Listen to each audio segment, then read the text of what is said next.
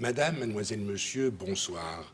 Je suis très heureux de vous retrouver à notre émission La Pensée et les Hommes de ce soir. Et je vous remercie pour votre fidélité.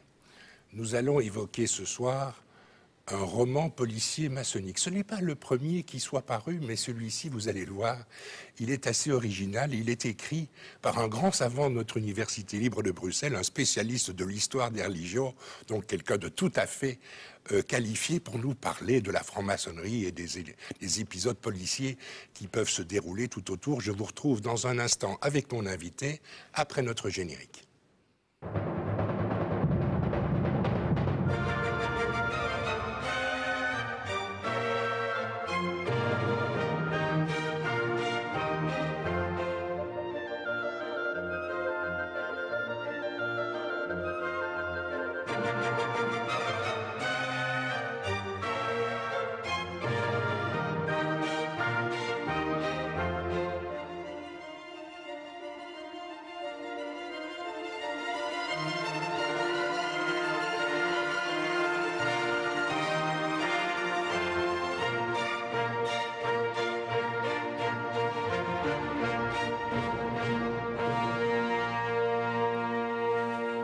Eh bien, mon invité à notre émission de ce soir, c'est le professeur Baudouin de Charneux.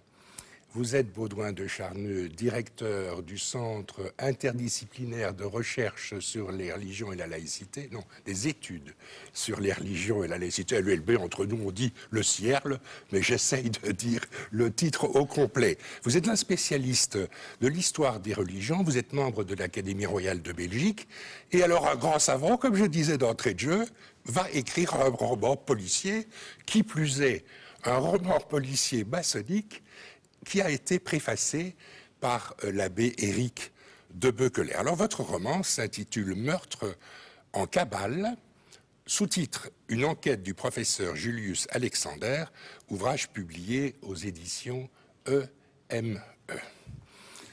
Pourquoi vous attelez-vous, vous, Baudouin de Charneux, à la rédaction d'un roman policier? Et je dirais qu'il ne s'agit pas seulement d'un roman policier, parce qu'il me semble avoir au détour des pages découvert un peu votre vie familiale, votre épouse, et aussi, mais je me trompe peut-être, un certain nombre de nos collègues de l'université. Oui, alors c'est très amusant comme question, mais en fait c'est faux. Ah, c'est faux, je me suis trompé. Non, parce que en fait j'ai fait des personnages hybrides. Et au fond, dans ces personnages, nous reconnaissons tous un peu nous-mêmes. C'est-à-dire qu'il y a des morceaux, moi, je dirais... reconnu, vous savez. Il y a des morceaux de collègues un peu partout. Donc de collègues de l'ULB, mais aussi d'autres universités. Mais j'ai évidemment veillé à ne pas caricaturer un collègue particulier ou bien bien sûr, quand vous dites qu'un tel ne fait jamais ses cours est toujours en balade, oui, enfin, vous pouvez ce serait impensable à l'ULB. Bien sûr. Mais, donc ça ne s'appliquerait qu'à moi-même. Mais donc je me suis amusé, je dirais, effectivement. Mais c'est bien vous, le professeur Alexander. Oui, c'est le seul personnage qui est caricaturé, c'est un peu moi-même. Et votre épouse, c'est un peu l'épouse du professeur Alexander. Pas tellement, non. Ce sont des personnages très, très différents. Finalement, j'ai veillé à cela aussi, parce que je trouvais que l'objet d'un roman n'est pas de se faire plaisir en ironisant sur les personnes qui vous entourent. Vous ironisez beaucoup, justement, sur votre entourage, pas seulement la famille, mais aussi le milieu sacré de l'université. Mais en fait, je suis parti de l'idée suivante.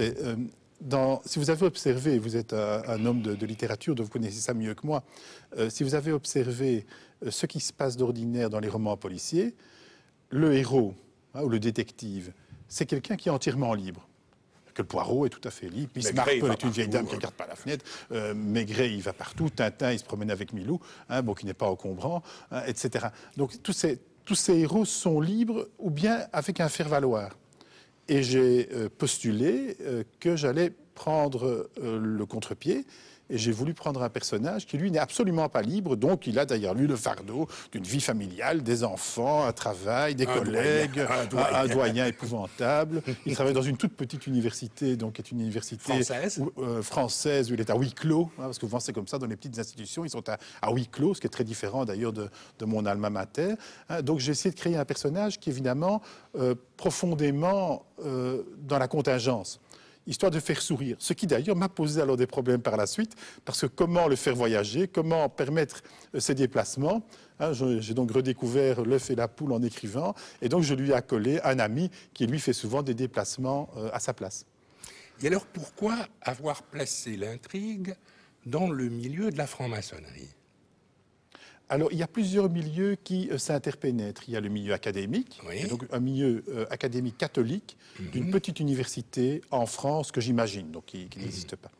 Et ça, c'est le premier milieu, donc le milieu universitaire.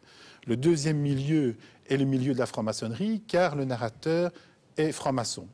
Et d'ailleurs, seul franc-maçon dans une institution catholique où il est non pas stigmatisé, mais enfin considéré un petit peu comme le mouton noir. Comme l'original de la Et branche. aussi un faire-valoir. Parce qu'on a voulu montrer l'ouverture à l'époque où c'était à la mode en engageant un franc-maçon. Et puis enfin, il y a un troisième milieu plus énigmatique qui est celui de la Kabbale. Donc c'est ces trois milieux qui s'interpénètrent dans le roman, avec un fil rouge, je pense amusant, qui le traverse également, le milieu du golf, puisque la femme du narrateur travaille dans un golf.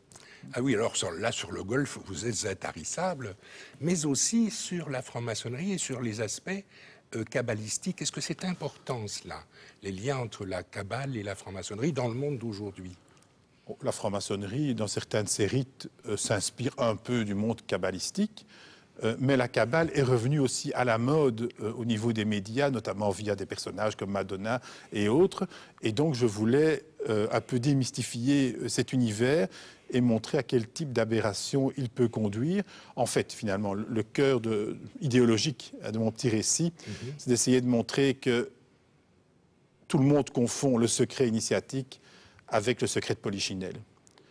Donc, au fond, tous ces personnages courent autour d'un secret réel, hein, tel qu'on le trouve dans beaucoup d'autres romans, qui dépeignent ces milieux initiatiques, ésotériques, comme étant des milieux où il y a des secrets que les gens connaissent et qu'on va découvrir, qu'on va divulguer, etc. Moi, je suis parti du contre-pied absolu. Mon idée, il n'y a pas de secret. Le seul secret, c'est le chemin spirituel des personnes. Et tout le roman repose sur cet équivoque. Mais ça fait un peu son succès, hein, l'idée de secret, de mystère. On sait bien que pour faire un bon roman, il faut une grosse part de mystère. Alors, les réactions à l'égard de ce mystère kabbalistico-maçonnique? Bon, les réactions dans l'ensemble ont plutôt été des réactions liées au milieu académique. Donc justement, des personnages... Vous vous êtes fait des habits, là. Non, pas du tout. Des gens m'ont demandé si c'était eux, ça, oui, sur certains personnages. Ou des étudiants leur ont dit « Oh, j'ai lu un roman, ça, c'est et ça doit être vous. » Oui, c'est ça. Attel. Ça, il y a eu quelques fois. Non, c'était assez amusant. Et puis, en ce qui concerne alors le milieu de la maçonnerie, bien sûr, il y a eu un intérêt parce que je pense quand même que cette thèse-là, qui est moins grand public, mais qui est quand même assez authentique du point de vue du cheminement initiatique, plus proche de la réalité spirituelle aussi, pour peu qu'on puisse accoler ces deux mots ensemble, était assez séduisante d'un certain point de vue, pour ceux en tout cas qui considèrent que la vie intérieure est une valeur, ce qui n'est pas le cas pour tous les êtres humains. Et puis, enfin, bon, il y a eu des réactions alors qui ont été liées à des gens qui sont des spécialistes du roman policier et qui m'ont dit que c'est un premier roman, mais les imperfections aussi de l'ouvrage. Dites-nous quelque chose sur ces imperfections d'un point de vue diégétique, comme on dit, donc d'un point de vue de l'intrigue policière. En quoi est-ce que... Parce que moi, j'ai trouvé ça très bien. Je ne vais pas dire la fin, je ne vais pas dévoiler, évidemment, le sujet, mais j'ai trouvé que ça tenait. Ah ben, quelles sont les critiques qu'on vous a faites sur ce plan? Je pense que l'imperfection la plus nette, c'est que le côté prof reprend le dessus souvent. C'est-à-dire, j'aime bien mettre des personnages en scène qui finalement donnent cours ou des choses pareilles. Et dans le suivant que je prépare maintenant, qui sera sur la route de Compostelle, j'ai le même trait de caractère. Donc le personnage est un prof et il joue le prof. Mais dans un roman, parfois, on aime bien aussi les dialogues. Donc voilà, peut-être est-ce un peu une des imperfections du récit. Eh bien, merci Baudouin de Charneux aussi, pour votre présence à notre émission d'aujourd'hui. Je sais que votre livre a beaucoup de succès, qu'il se vend bien. Je suppose que dans les milieux de l'Université libre de Bruxelles, on se l'est arraché pour savoir qui en est, qui est écrit dedans et qui n'en est pas. Je rappelle le titre de ce livre, Meurtre en Kabbale, une enquête du professeur Julius Alexander, ouvrage publié aux éditions EME. Merci pour votre présence à notre émission de ce soir. Madame, mademoiselle, monsieur, merci beaucoup pour votre attention.